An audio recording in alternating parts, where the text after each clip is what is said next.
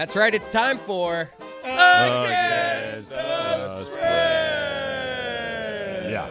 And it's brought to you by our friends at DraftKings. Stay tuned because you'll hear all about DraftKings and all it has to offer throughout the show. DraftKings, the crown is yours. Roy, kick us off. NHL tonight, the Panthers are at the Jets. The Panthers coming off of a big win against Winnipeg, but they don't do well in Winnipeg. So in the last 7 games, following a win, they have lost the last 7 games in Winnipeg. Following a win, they have failed to cover the puck line in 5 straight games in Winnipeg. But Sam Reinhart is on a 10-game point streak, and Alexander Barkov is on an 8-game point streak. But despite that, I'm going to have to go with the Winnipeg Jets, -1.5 against the spread. I don't even like that. My blowout. Wow. Jeez. He's no homer.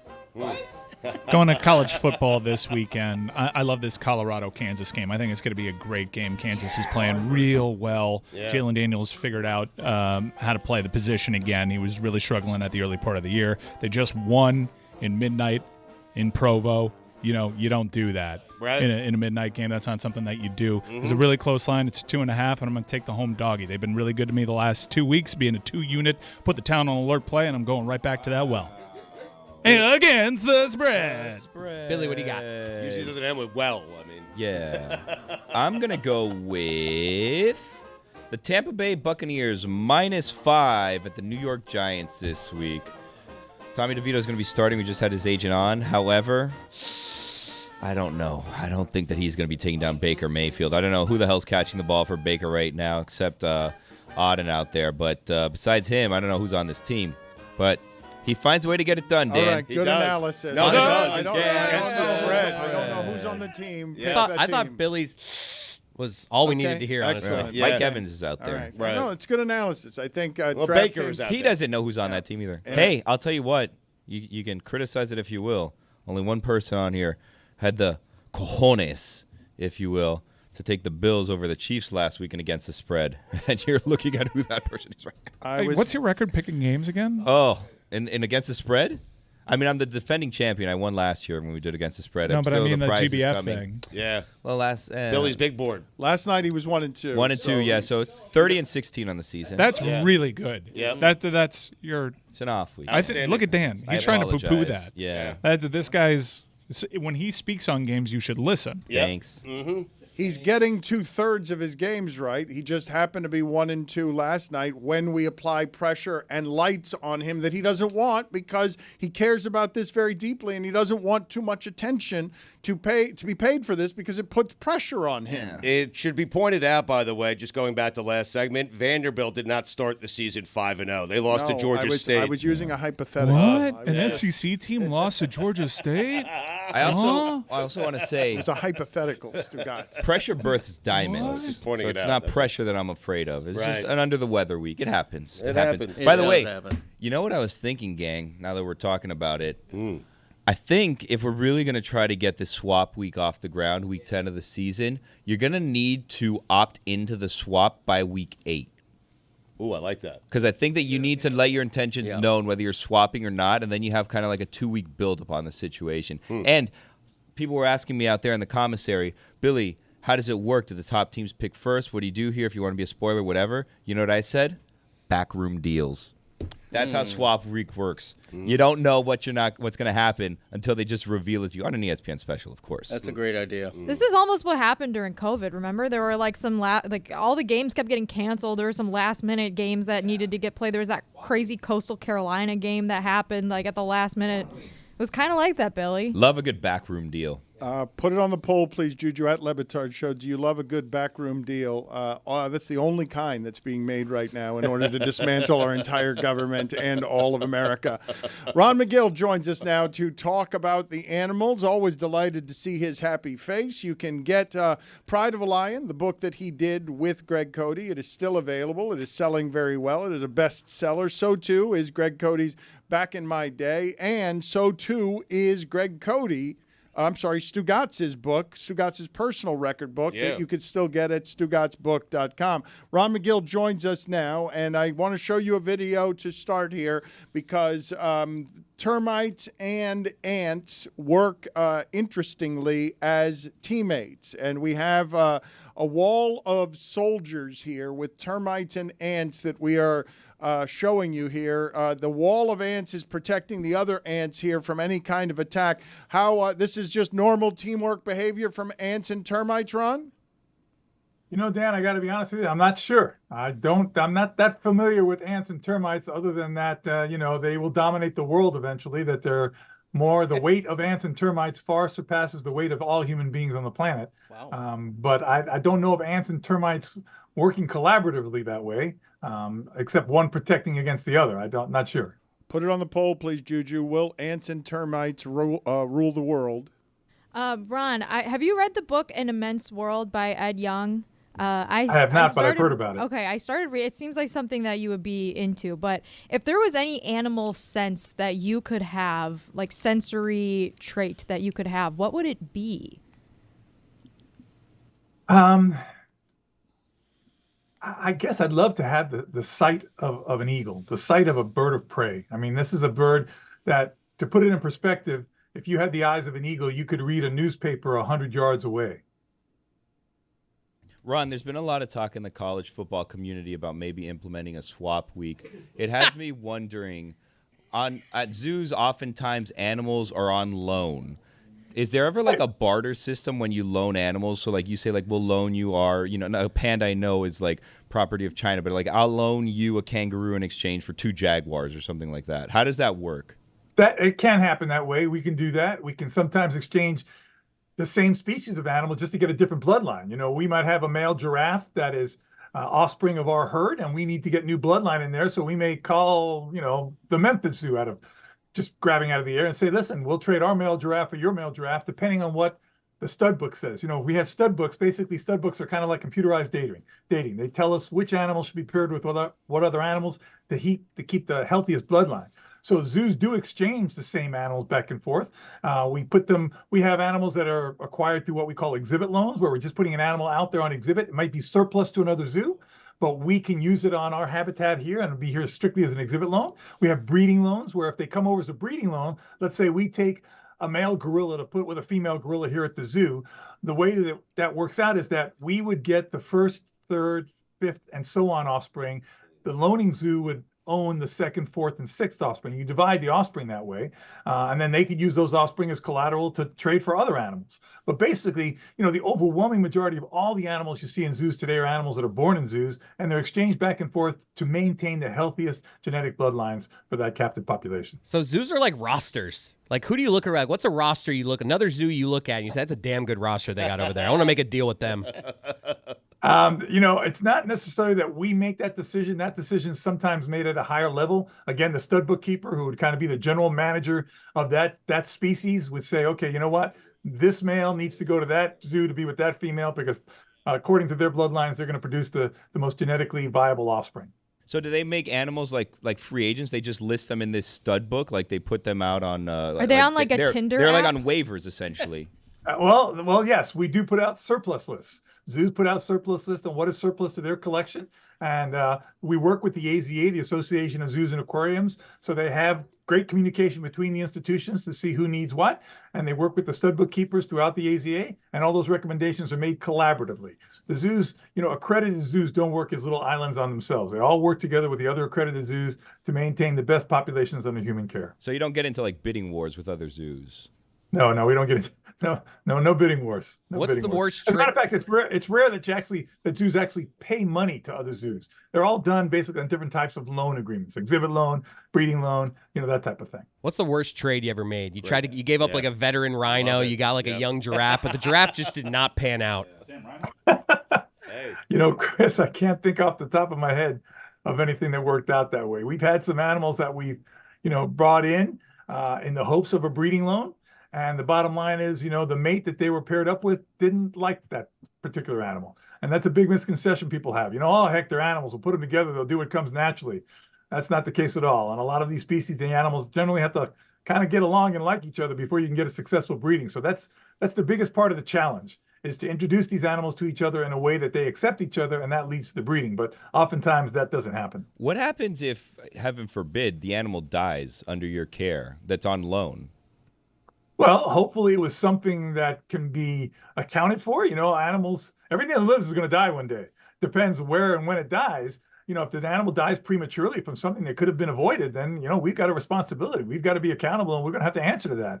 But generally speaking, and, as long as we provide the documentation that the animal received the proper care, that it was being, properly monitored and cared for, again, everything that lives is going to die. And just because it happens to die under your watch doesn't mean it was your fault. Perhaps. Ron, do the animals have like a Hinge app or something? That was unnecessary. What? That perhaps was not necessary there. Hey, you cover your bases after the animal dies. It just wasn't needed. I don't know what. Perhaps. I don't know Well what done, you're talking Sugats. about. Ron, do the animals have like maybe like a Hinge or a Tinder where they can swipe and they're like, ooh, that giraffe at the San Diego Zoo looks like my type. I don't want to go to the zoo in Tulsa. I don't like that one. Not cute. Yeah, just, the bottom line is animals, unfortunately, the only time they get to make the decision is when we introduce them. They don't get to look at a video screen and go, oh, yeah, he's hot or she's great. No, that's that. Ron, we make that decision initially, we introduce them, and then we find out whether we made the right decision or what not. percentage of time, roughly, when you put animals together, do they successfully breed? Like when you say this is a challenge and it's part of what it is that you do, what's the success rate? I would say between 60 and 70%, somewhere in that neighborhood. Okay, so more often than not, That's an efficient offense if you're a football team. That's Yeah, pretty it is. good. That's pretty Really good, good. all things Do considered. you set up like a blanket, put a nice dinner together for them so they can really little get to know each picnic. other? Listen, it also depends on the species, guys. You put a couple of rabbits together, you're going to get baby rabbits right away. Put two pandas together, that's a much bigger challenge. When you take into consideration, listen, a female panda can only get pregnant 3 days in the entire year. What? Okay. That's the only window she has to get pregnant. 3 days in the entire year. Wow. You have to figure out when is the right time to put the male in with her because they're normally solitary animals. They don't want to be with each other until that time comes. So you've got to be studying the urine of the female, find out the hormone level to find out if she's in fact cycling, and then you can put them together. And then they might not be successful anyway because she might say, he's ugly, I don't want to have anything to do with him. So there's a big challenge. It depends on the species. But if you're going to look generally overall speaking, I think between 60 and 70% of pairings that are done in accredited institutions can be successful. He also he could have bad swimmers too. It's always the female panda that gets blamed. Sometimes the male panda, he can't do it either. You're wholeheartedly correct. We had that issue with one of our tigers that, when we finally did a electroejaculation to examine the sperm, that yes, he had a very, very low number of effective swimmers in there. So the onus was on him. Don't shame my man like that. Ron, what's the percentage of planned breeding versus unplanned? Like, how many surprise baby animals do you get? Well, I'd like to say we get very few. I don't know of any surprise baby animals that we've had here at the zoo in the last several years. Every one of these births is pretty carefully planned, knowing where these offspring are to end up. And that's one of the big responsibilities. Hence, we have a very effective birth control program here. We've got animals that have either been vasectomized. We've got animals that are on birth control pills. We got animals that are on birth control implants where, you implant the thing and it kind of time releases hormones to convince the female she's pregnant so she never ovulates. So these birth control programs are very clearly and carefully planned. And once we say, okay, the St. Louis Zoo needs a new giraffe, we have a place to put a baby giraffe. Okay, put them together. Let's see if we can get lucky there.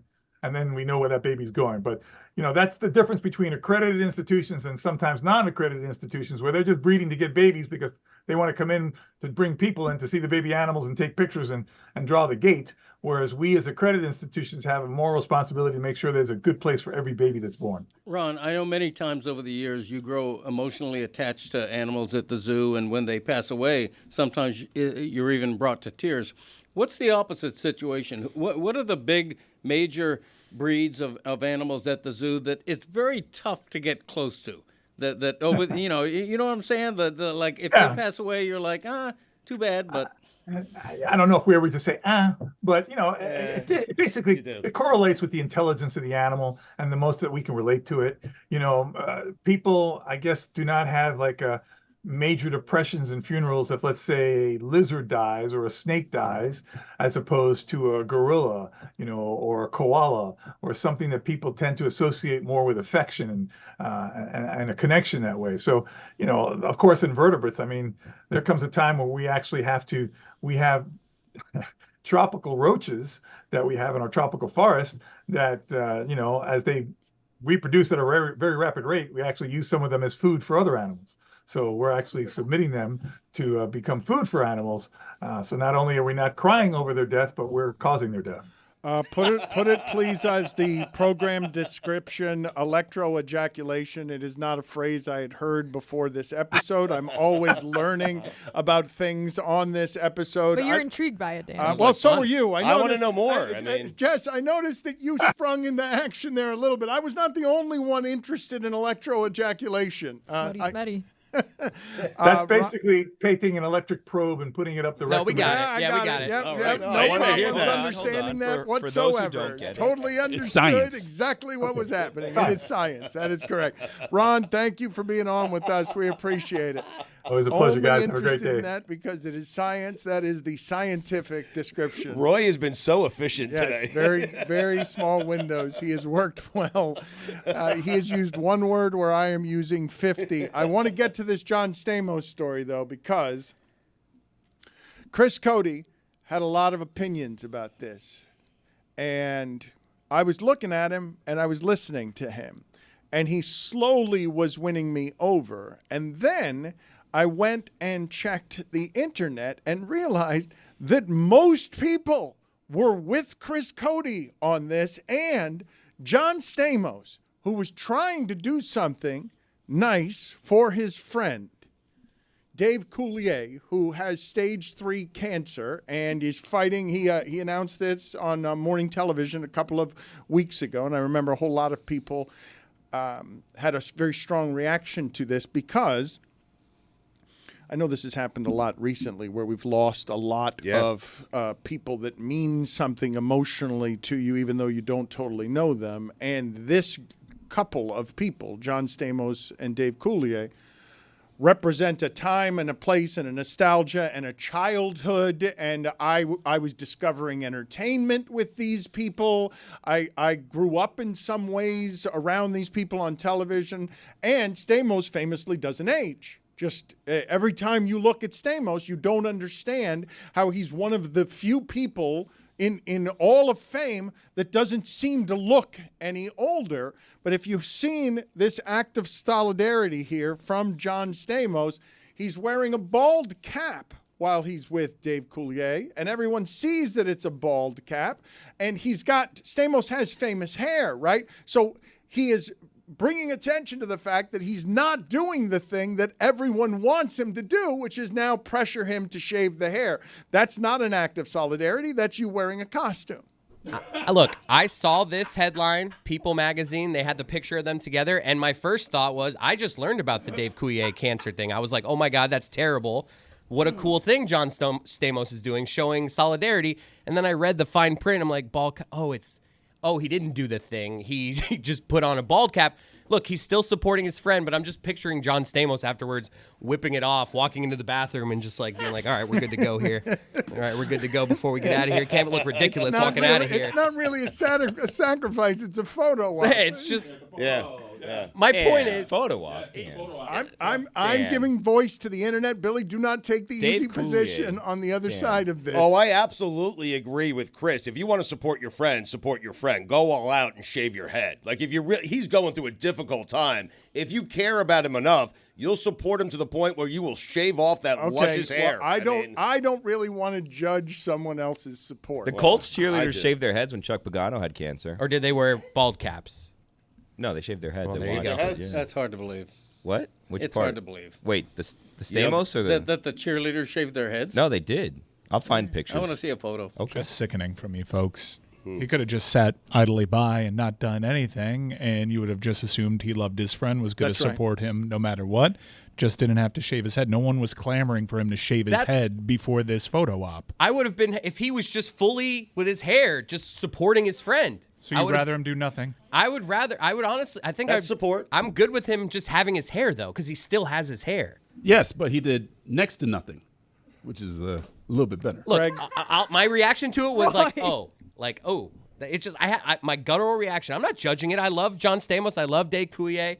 I hope you were Dave judging Coulier, it a little bit. I was just surprised. I was Judgy. like, it went from holy, what a nice thing. John Stamos has a great hair. I can't believe he did this.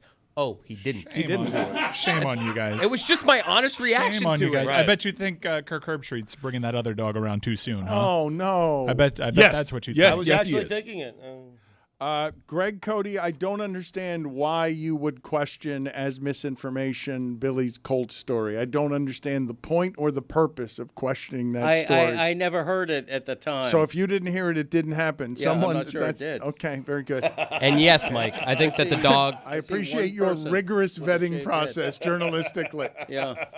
Herbie should have given a little buffer, a couple weeks between dogs. Right. No, first of all, your guys' Ben Herbstreet takes have now gotten me in trouble. People are commenting on my post and they're like, shame on you for being disrespectful to Herbstreet's dog. And I was like, I was the only one that defended him, but by association with all of you, now I'm getting I shamed. didn't say I had anything. nothing to do with it. More, Don't not you worry. more. I don't know what you're Nothing. talking about. I think it's pretty messed up with you. Chris. And I just don't know- and you. What? Me? I just don't know why that other dog couldn't have come with him previously. It was like that dog was like in the minor Because leagues. then you guys would have been like, oh, there's 2 dogs. I What just love the there's so many idea. dogs. I got a second dog at home. Looks just like this dog. He's waiting. Waiting to he's get not- called up. He's not ready for that private jet yet. He's almost there. Come here, buddy. You almost ready? You almost ready?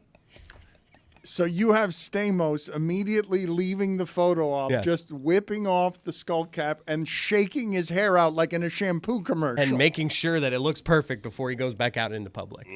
Can I be the one person in the room who defends John Stamos here? No. I'm sorry. No, you're not, because I defend John Same, Stamos me because too. he's you showing could be the one support. person in this room, In this room. along with me. Right. What- the what? gestures count, right? Whatever happened to the phrase, it's the thought that counts. He had a very nice thought on how to Yeah, support. but the thought did make us think that he had shaved a famous bit of hair. Like the He thought, sold us a bill of goods. No, he didn't. If you didn't saw the sell us a original bill of post on goods. his Instagram, he said, I donned a bald cap and I touched up my Photoshop skills. He never once I didn't tried see to that. pretend like he actually shaved his head. Mike, can you please help me looking up the bill of goods? Because that sounds, I've always thought that's a receipt, the bill of goods.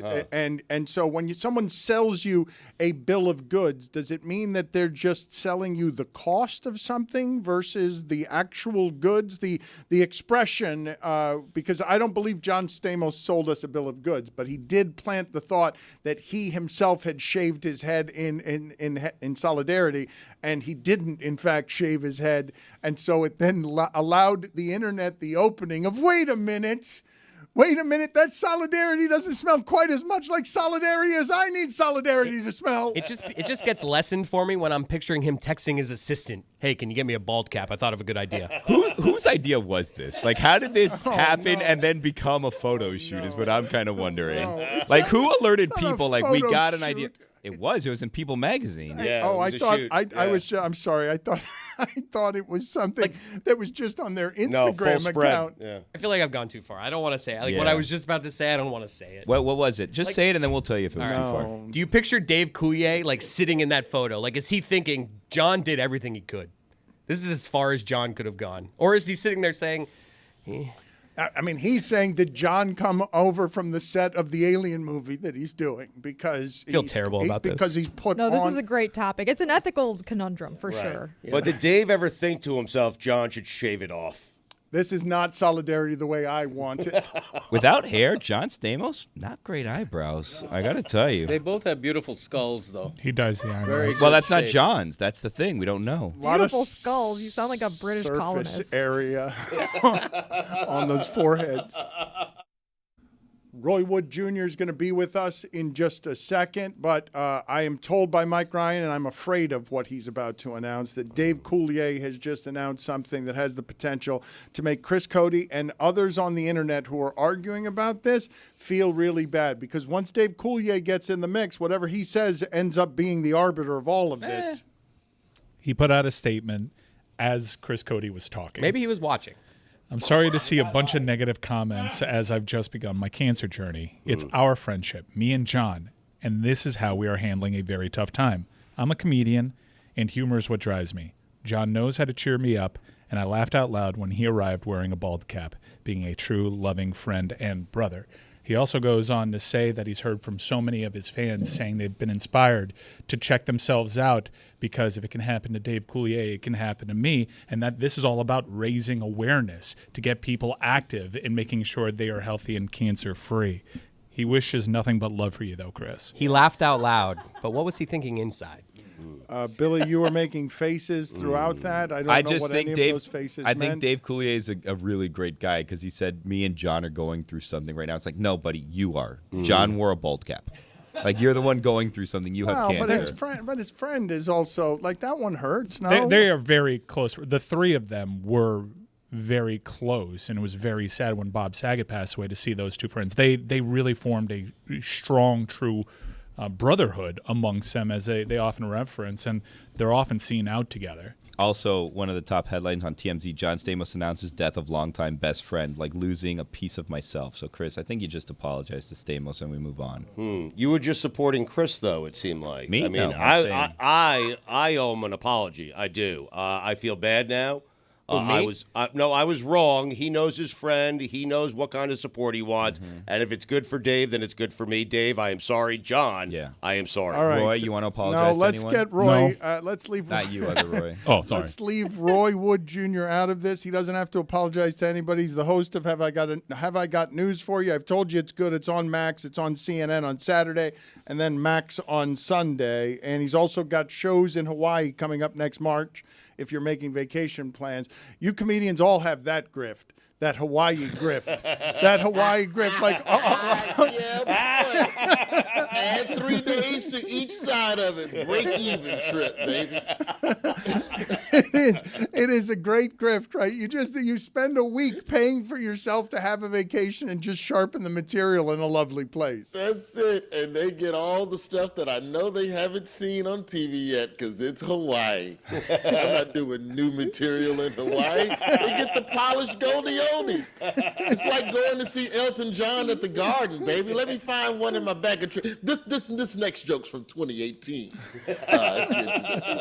Remember all the hubbubaloo about the national anthem and whether or not we should stand? This one goes out to y'all.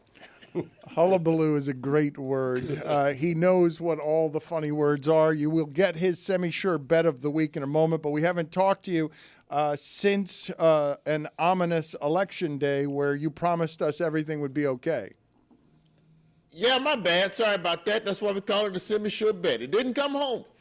I thought it would. That's my fault there, Dan Batard. I was out the country. I don't know if anyone else has been out the country yet since the election, but I will say this. You can't be a loud American anymore. I was in England, and you could be, I'm America. And British people were coming up to me like, well, what have you done? What have you done? And I'm like, first of all, I'm not Latino. Ask one of them. Because I was told they're the ones who did it, not me. Ask the white women wearing the friendship it wasn't me bracelets, which, by the way, you want to talk about a grift. That's a quality. That's right up there with those Lance Armstrong, Live Strong, even though I'm cheating bracelets. I don't think that's what they're called. They should be called that, To sell a group of people, hey, man, you see all that hate they throwing at your group? Wear this bracelet and trust me, black people will be perfectly fine identifying you as a proper Democratic voter. Morons.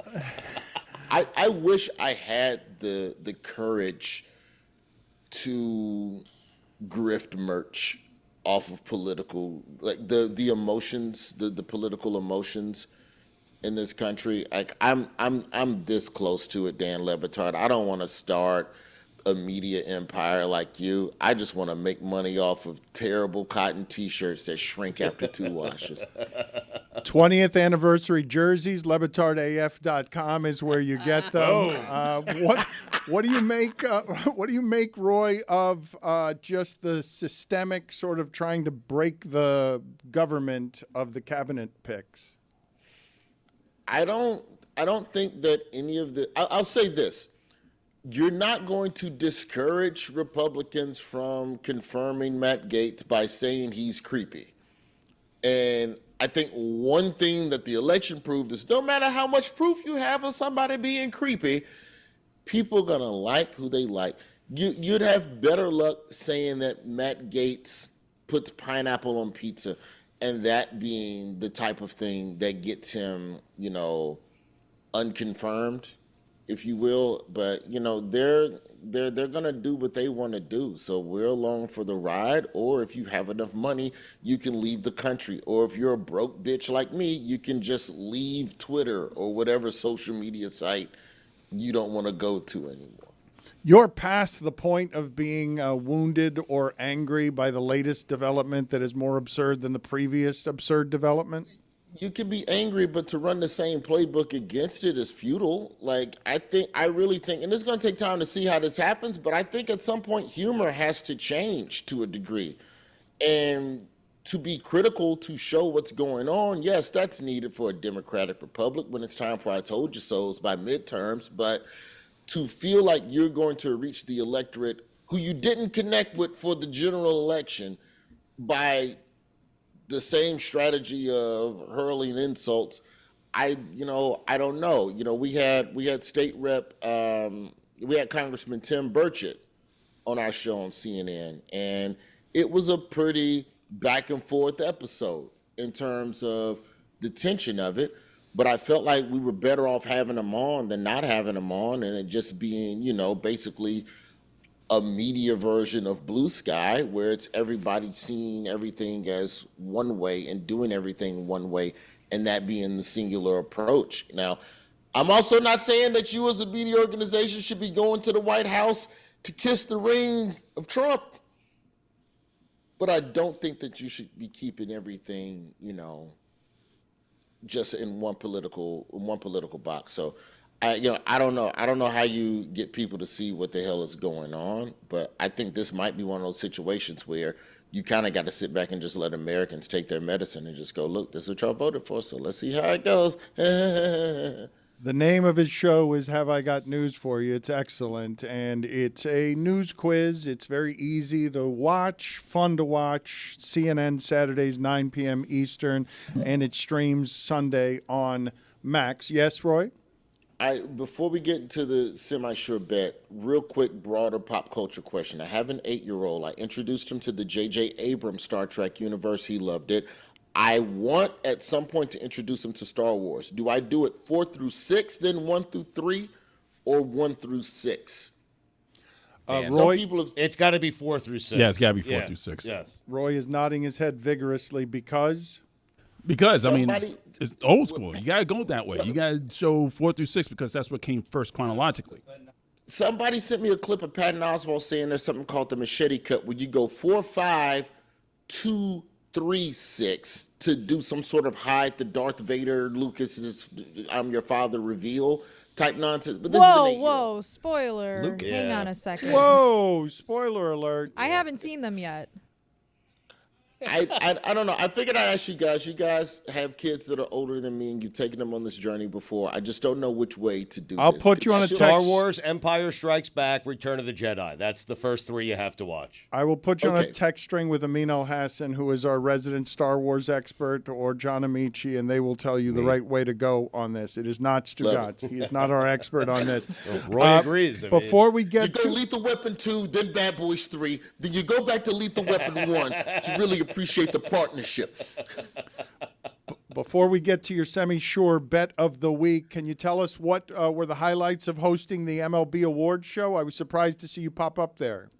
It was dope to see a lot of the players there.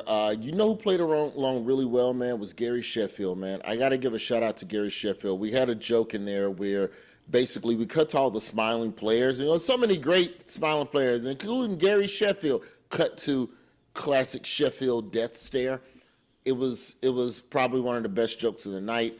But just the gratitude of Mookie Betts to be able to show up there and show love to all the past and present players. Skeens was in attendance. We got Shota Imanaga to sing "Go Cubs Go."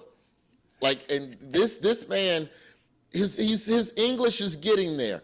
But when I tell you, when it was time to sing that damn song, he knew that damn song. And it was a beautiful thing. It truly was a beautiful thing to just see all the players kind of let their hair down. And I think what MLB is trying to do is eventually make this kind of like a players weekend, kind of chill, pat each other on the back type situation before all the Cy Youngs and MVPs get announced. But it was dope. It really was a good-ass time, man. This segment is presented by LinkedIn Jobs. Post your job for free at linkedin.com/prep. Terms and conditions apply. As baseball tries to get younger and bring in a younger demo that does it a little differently, Roy, did it feel ethnic? Did the award show embrace different cultures? Oh, absolutely. I mean, you had Clase up there. He was winning awards. That was one of the jokes we talked about that night, is that the game is so much more international now. I grew up, when I watched baseball, I could pronounce all the names. You know, I grew up watching Dave, Harold, and a dude named Oil Can. And the Astros had a guy this past season named Kikuchi. And I don't even know if that's a word you can say on TV without saying the full name. Yeah. So it's for sure way more international. My God, they played a game in Birmingham. They're going to a NASCAR track, and then they're going to Tokyo. Like, what's left? What is your semi-sure bet of the week, sir? Okay, so when a middle-aged man faces off against an athlete 18 years or younger than him, the middle-aged man wins. When old man beats young man, the Attorney General nominee for that year and Secretaries of Defense get confirmed. So here's what I'm attaching this to. When old man beats young man, the president gets the Secretary of Defense and the Attorney General that they want. Satchel Paige, 59 years old, pitched 3 scoreless against the Red Sox. The new Attorney General that year was confirmed. 1993, Nolan Ryan beat the piss out of Robin Ventura. Janet Reno was confirmed. 1994, George Foreman, 45 years old, beat Michael Moore, who was 19 younger that year. Secretary of Defense confirmed. 2021, Phil Mickelson, 50 years old, paired with Brooks Koepka, 31 years old. Phil Mickelson won the PGA Championship by 2 strokes that year. Merrick Garland and Lloyd Austin were confirmed. However, 1988 at the U.S. Open in tennis, Jimmy Connors took on an 18-year-old Andre Agassi and lost. A few years later, the Secretary of Defense was rejected by the Senate. Now, Mike Tyson lost to a younger Logan Paul. That's the Paul he fought, right? No, Paul? Jake Paul. Doesn't matter. Whichever one. Doesn't Mike matter. Tyson lost to a white boy. Okay? Mike Tyson got some money to dance in the ring with a white. We don't have time for that part of the situation. But point is, Mike Tyson lost. That means the dude from Fox News is not going to run the Pentagon. Bad news is, the backup for that dude in 88 was Dick Cheney. So now, here's what I'm telling you.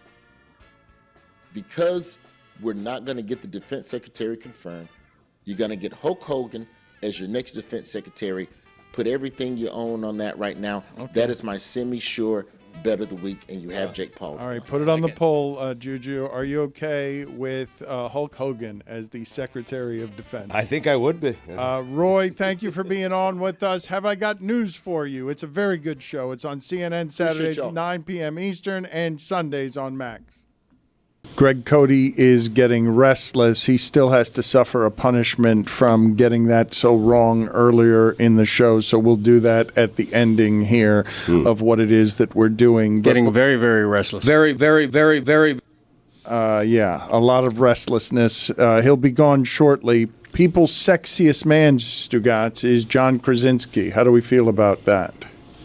Not too good. That's the sexiest man we have is him. Like, did Jason Kelsey win it last year? This year, can we do better on sexy? Seriously. I mean, I think the issue is the timing of it. I don't think anyone's disputing that John Krasinski's a good-looking person. It's just, maybe he could have won it, when The Office was going on or something. Or it sounds like Greg Cody is disputing whether he's a good-looking person or not. I think he's a nice-looking man. He's an average to nice-looking guy. Yeah. I don't look at and believe me, when I see a good-looking man, I'm like, wow, that's a handsome man. I do believe you. But when I see John Krasinski, he's funny. He's got kind of a lopsided grin. Funny he's is sexy. Funny is sexy. Yeah, he's not unattractive. I just don't look at him and say, wow. he's got some range. He could play like the office guy where he's just kind of like a normal guy. He's Jack Ryan. I mean, he's got some range. People are really outraged about this, though. Not People Magazine. People Magazine did this. Other people that aren't people are mad about this. They're saying that this is the worst Sexiest Man ever since Blake Shelton won it, which was also a very controversial choice. Who is the universally worst sexiest man ever? Is her? Because there have been controversial choices before. I feel like People Magazine has on occasion done it to be provocative, because they want sexy to be totally subjective and people to argue about it the way that they argue about the college football committee. I think more so people not liking John Krasinski. People thought this was Glenn Powell's year. It was. And that's, I think, what a lot of the internet is saying, like how it's so obvious what the choice was this year. Whose year? Did you see Twisters? No. Glenn Powell? Did you see, was it Anything But You? The rom-com with Sydney Sweeney? Never heard of it. Hitman? No. Chris is right. I think that's the outrage, is that he was Glenn in- Powell, I mean, he is a star. He was in Top Gun Maverick. Yep. Greg Powell? What's his name? Former Secretary of State. No, We I've can never only heard of say him. it. You've never seen Glenn Powell? We said it clear. Glenn Powell? No. Oh, very clearly you've never seen him, because you'd remember. Greg, get out of here. Just Yeah, I gotta go anyway. Just but get out of here. Glenn Just get Powell. out of here. Guy's hot as Great shit. 2 days, Greg. It's not Glenn Powell. I don't know why you keep calling him. No, it is Glenn Greg Powell. walk Powell. It is Glenn. Yeah, it is. That's a fine, by the way. Yeah. I mean, Paul Rudd won it 1 year. I mean, No, he's Paul Rudd's. got Riz. come on. He does. I don't mind Krasinski. Nick Nolte won it What? I mean, he was in 1992. he was good. What? Yeah, but that was a very different Nick good-looking. Nolte. Yeah. It was yeah. a different Nick Nolte. Seems like the same. My Nick Nolte. wife gets so mad at Nick Nolte's lack of range and terrible mustaches throughout the 90s, him capitalizing off of Cape Fear because Nick Nolte didn't have any acting range. He was great in Poker. Did you guys watch Poker Face on Peacock? Billy, it seems like you like Peacock shows a lot. I love Peacock. Did you see it with Natasha Lyonne? He was great in that. He had a great episode. Gotta Poker check it Face. out. Gotta check it out. I don't know. I don't mind Krasinski. It's just I'm with Chris. It feels like kind of random. Maybe in 2008 this would have been a very unanimous choice. Patrick Dempsey won it last year. Yeah. Like a decade later than maybe he could have. Do people's publicists reach out to people to get the people on the cover of People? They have to, right? Provided And that the people had lobby? something to It's promote. it's never been a random person in Arkansas. So like obviously there's something going on here. Call people's That's a great people. point. I used to work with People's People. They shared an office with us at Sports Illustrated. I think an older Patrick Dempsey happens to be better looking than the younger Patrick Dempsey. How about that? I think But he Patrick was Dempsey, beefcake as a young man. but like Grey's season 2, it's like whoa. Yeah. Is that what it was? Oh, it's Yeah. both of those. Yeah, like It's that's the year to whoa. win. Not 2023. Is Grey's Anatomy still on? Yeah, right. Like it's Yeah. going to be on forever. He had a project to promote last year too. When it came out. What was it? I forget. It wasn't very meaningful. Oh, Patrick Dempsey hasn't had the same kind of fame now that he had 10 years ago when we were longing for him as a person on the cover of magazines, correct? what was his name? McSomething? McDreamy. McDreamy, yeah. Yeah, that's when you're sexiest man of the year. But he ceased being McDreamy 10 years later, right? Even though Stugotz is arguing on behalf of Silver Fox status. Yeah. Mark Harmon, that's a silver fox. What? How's he the same age as wow. Mike Tyson? Joe Douglas fired. What? Wow. It's all happening, Dan. What's up, everybody? It's Mike, and it's the holiday season. It's approaching anyways, and the holiday season means family gatherings. You're going to be hosting your family, opening up your doors to, let's face it, potentially some problems. There's always family disagreements and things up for debate. Well, let me tell you something that's not up for debate. The great taste of Miller Lite. In these polarizing times, it's good to have something that we can find general consensus on, and that is that beautiful white can, Miller Lite. Is awesome. It makes any time a Miller time, and it's got tastes that you know that you can depend on. A beer that is brewed for people who actually like the taste of beer. And let's not forget, simple ingredients and the fact that Miller Lite is only 96 calories, folks. That's right, and just 3.2 grams per 12 ounces. Making memories at year-end gatherings, I ask you? Well, make those memories taste like Miller time. Go to MillerLite.com/Dan and find delivery options near you. Or you can pick up some Miller Lite pretty much anywhere that they sell beer. Miller Brewing Company, Milwaukee, Wisconsin. 96 calories and and 3.2 carbs per 12 ounces. Fewer calories and carbs than premium regular beer.